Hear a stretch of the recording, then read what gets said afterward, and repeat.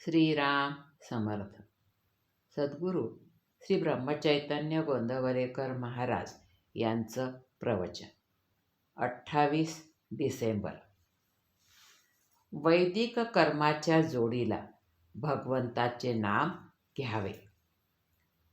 तुम्ही वेदविद्या जाणणारे सर्वजण मोठे ज्ञानी, भाग्यवान आणि पूज्य आहात. इतकी वर्षे वेदविद्या तुम्ही जतन करून ठेवली, हे तुमचे फार मोठे उपकार आहेत. तुमची योग्यता खरोखर मोठी आहे. त्याच्या उलट माझी स्थिती आहे. मी एक अज्ञ मनुष्य आहे. मला वेदविद्येचा गंध नाही, ग्रंथाचे ज्ञान नाही. मी रामरायाचा एक दीनदास आहे. त्याच्या नामावर माझे प्रेम आहे. माझे म्हणणे आपण प्रेमाने ऐकून घ्यावे. वेदांनी गायत्री अत्यंत पूज्य मानली आहे, हे बरोबरच आहे.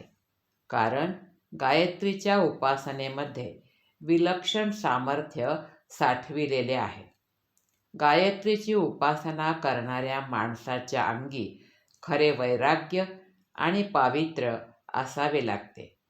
पूर्वीचे ऋषी जनपदापासून दूर अशा अरण्यामध्ये आश्रम बांधून राहत असत. कंदमुळे हा त्यांचा आहार असे. इंद्रिय संयम हा त्यांचा मुख्य आचार असे. सत्य हेच त्यांच्या वाणीचे भूषण असे. काम, क्रोध आणि लोभ जिंकलेले विरागी ऋषी ही गायत्रीची उपासना करायला खरी योग्य माणसे होती. परंतु आता काळ पालटला आहे. ज्या प्रकारचे जीवन ऋषी लोक जगत असत, त्यापैकी आपणाजवळ आता काहीच शिल्लक उरले नाही. ऋषींचे राहणे, खाणे, पिणे, इंद्रिय संयम, सत्यनिष्ठा यापैकी आपल्याजवळ काय शिल्लक उरले आहे? त्या काळी ऋषींनी पर्जन्य सूक्त म्हटले की पाऊस पडत असे, आणि तेच सूक्त आज म्हटले तर साधा वारा देखील सुटत नाही. ऋषीच्या अंगी तपश्चर्येचे सामर्थ्य होते, म्हणून त्यांच्या आशीर्वादाला जशी किंमत होती, तशी त्यांच्या शापाला देखील होती.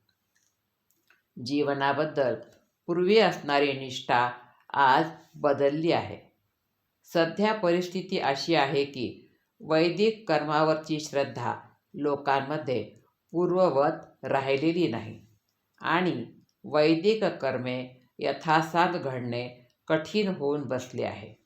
अशा स्थितीत आपल्याला शक्य आहे तितके वैदिक कर्म करावे, परंतु चित्तशुद्धी होण्यासाठी त्यावर पूर्णपणे विसंबून न राहता त्या कर्माच्या जोडीला भगवंताचे नाम घ्यावे. सध्याच्या परिस्थितीत संयमाची बंधने सुटत चालली, म्हणून संतांनी कळवळून नाम घ्या असे सांगितले. नाम हे आगंतुक नाही. आदी नारायणाने वेद सांगण्याच्या वेळी जो ओमचा ध्वनी केला ते नाम होय. म्हणून आपणा सर्वांना माझी विनंती अशी की आपण नाम घेत जावे. किंबहुना आपण नाम घेतले तरच वेदांचा खरा अर्थ कळेल अशी माझी खात्री आहे. आजचे बोधवचन. वैदिक कर्मांना आहाराविहारांची बंधने आहेत, भगवंताच्या नामाला ती नाहीत. जानकी जीवनस्मरण. जय जय राम. श्रीराम समर्थ.